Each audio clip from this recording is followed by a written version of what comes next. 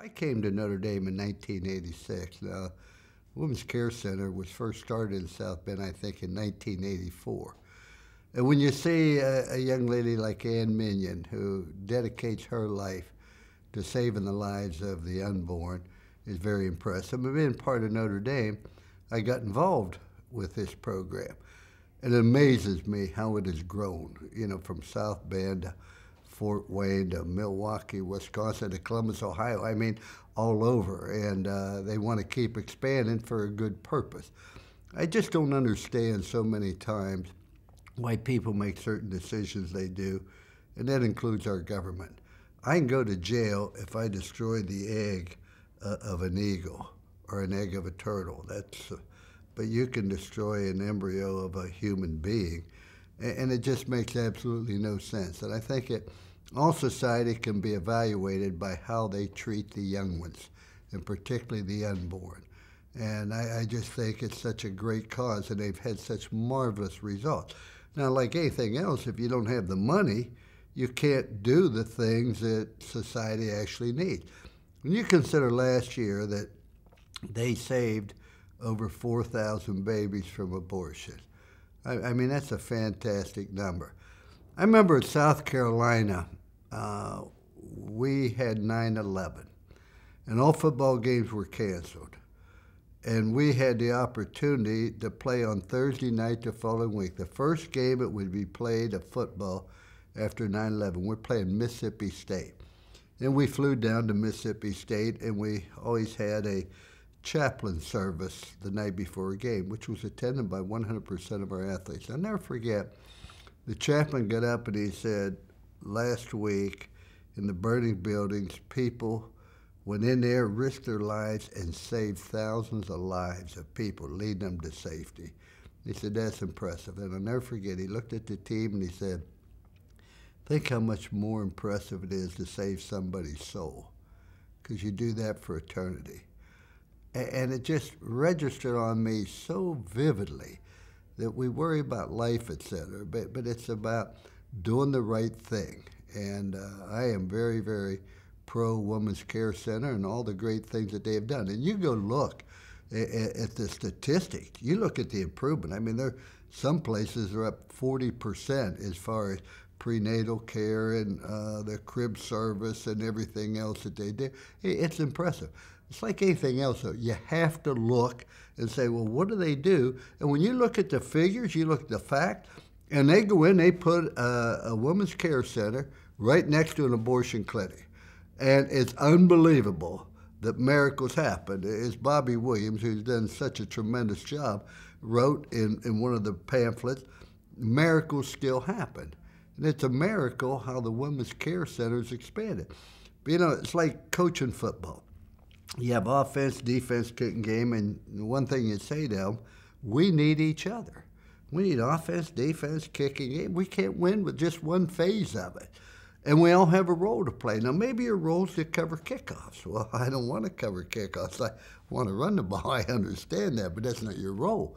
Your role is to cover kickoffs so that we can reach our goal of winning. And your role cannot jeopardize our goal. It's the same thing with the Women's Care Center. Some people do not have the financial resources to be able to help the Women's Care Center. But they have time. They can donate their time, their effort, their volunteer. We have other people who can't devote their time. I mean, their schedule is so busy now, doing a variety of different things, whether it be running a company or something. But their role is to be able to provide the financial support. We're not asking for one phase of society to do it all. But we all have a role, and we have to look and say, what role can I play for such a great cause? And when I hear people talk about their favorite abortion and things like that, I think, wonder if their parents had felt the way they did, what would happen today. And it's like anything else in life. Life's a matter of choices.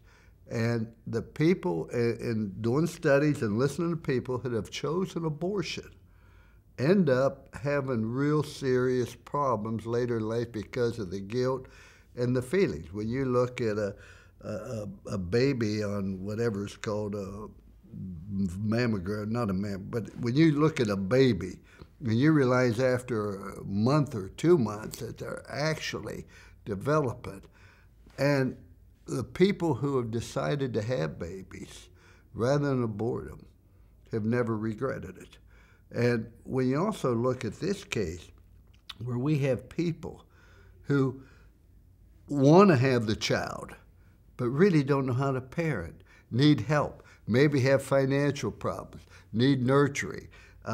It's changed their lives, not just to the unborn, but it's changed the lives of the mothers and fathers as well. Coach, you talk about the thousands of lives saved here at the Women's Care Center. How many of them will go on to be great leaders in life themselves? Well, this is what you really don't know, but I can tell you this. Anybody grows up to be another Lou Holtz doesn't have to be very talented to do it, because, I mean, by all standards, whether it be on IQ or in the lower half of my high school class, etc., but it's all about making good choices. And when we teach people to make good choices, and good choices are, if you choose to drop out of school, you choose to do drugs, you choose to join a gang, you're asking for serious problems. And so no matter wherever we are today, good, bad, or indifferent, are because of choices we make. Fortunately, 26 years ago, some people in South Bend made a good choice to start the Women's Care Center. And a lot of people have made good choices to be able to support them financially, be able to volunteer, etc. But life's a matter of choices. The most important choice I think you make is, I'm going to allow this child to come into the world and nurture it and help it develop to reach its potential that God gave it. The statistics are incredible. When you compare this, the most successful pregnancy center in the country, to other organizations of its kind, what do you see that makes it unique? Well, I think the great thing about the Women's Care Center is that they don't judge people because they genuinely care about them and the unborn. And I remember at my son's graduation, the graduation speaker said, "We can solve any problem if enough people care." And one thing that's really obvious with the Women's Care Center is they care. They care about people, they care about their problems, they care about their future, and they care about the unborn as well. And when you have a group of people who genuinely care, good things happen. I've spoken at different fundraisers for the Women's Care Centers over the years, and I've always been impressed with the genuine love and feeling that permeates that meeting. And the people that come to those meetings, unlike some fundraisers, they want to be there because they believe in the cause, and they're willing to donate their time or their effort or whatever resources they may have.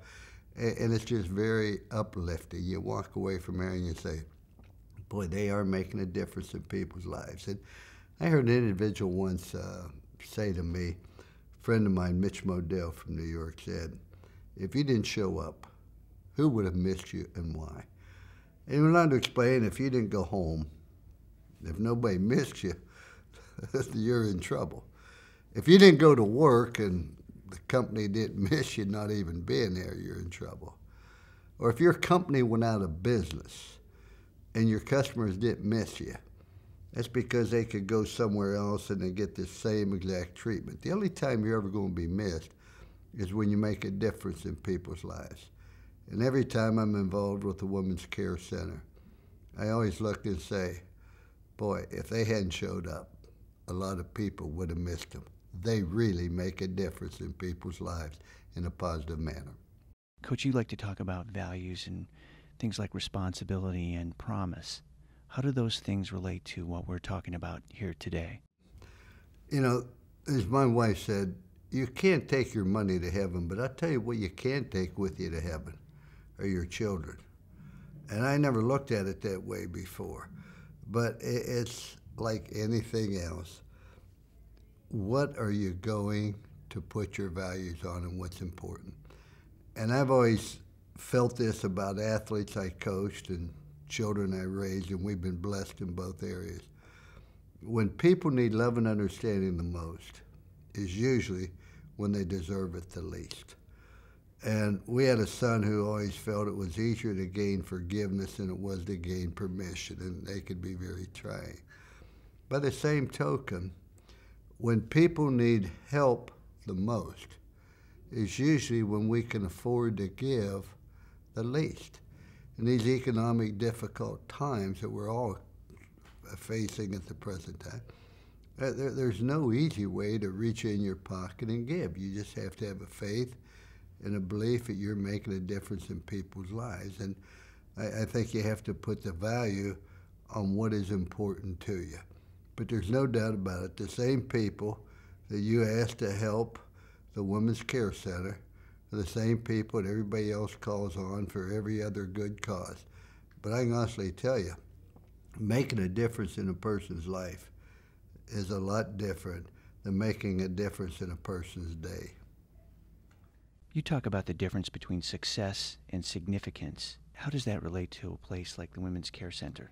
Well, I think that so much of the environment you work in is absolutely critical, and the attitude that people adopt is very, very critical.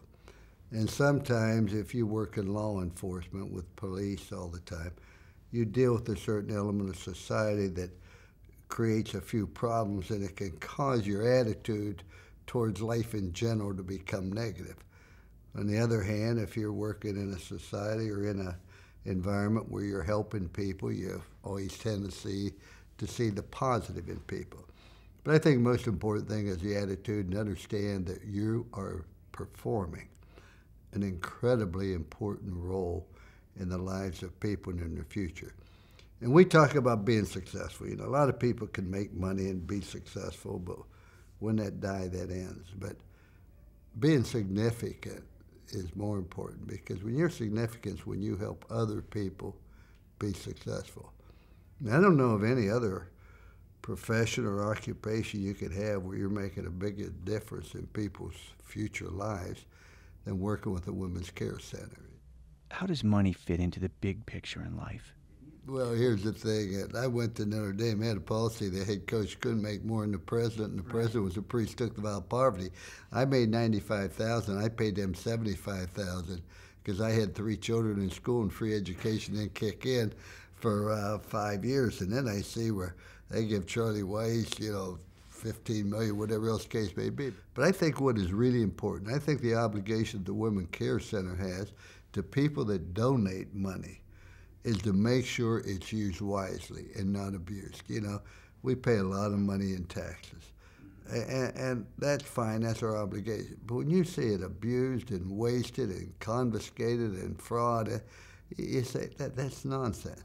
And from everything I understand about the Women's Care Center, what little resources they have, they make the maximum use out of it.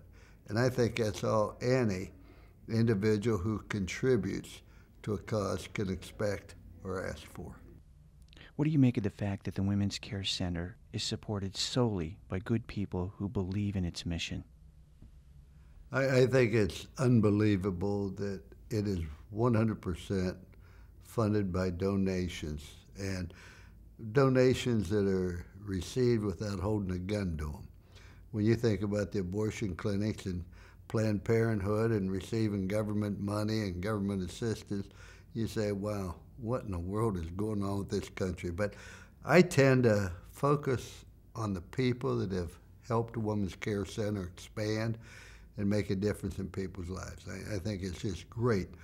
But, the job's never over. It's not like, well, the game's over, that's it, we don't have to play again till next year. But every day is a different challenge, and you're never going to win completely. You're always going to be trying to struggle, but I certainly hope the people that can say, well, why me? It's a difficult time. I used to say to a team, if not you, who?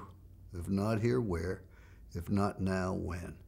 And I can't do everything, but I can do something. That I can't do, I ought to do. That I ought to do, by the grace of God, I'm going to do. So I just ask everybody to look and say, we're talking about people's lives. We're not, as an individual told me one time, if you can replace something, it's not a loss. I can replace a car. I was in a car accident, totaled a car.